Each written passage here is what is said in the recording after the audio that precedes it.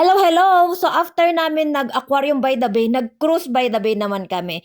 Ang ganda ng aming position guys kasi nasa top kami para kitang-kita yung view. Ang saya pa kasi may nakasabay kaming cruise ship that time. So habang nag-cruise kayo guys, merong narration dyan na kung saan sinasabi nila or kinukwento nila yung mga significance ng nakikita mo within the cruise. Like yung bridge, yung measurement, kung anong nangyari, kung paano naitatag. Ang galing pa guys kasi aside sa audio, may sound effect pa like this.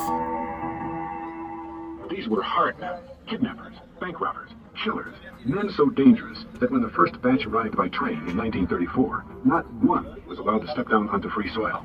They simply loaded the train cars, one by one, onto barges, and floated them out to the island with the inmates chained up inside.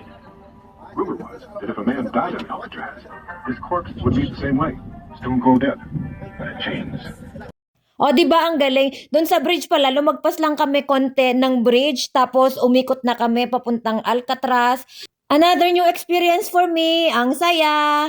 Isang oras din ata yung cruise, kaya sulit na sulit guys.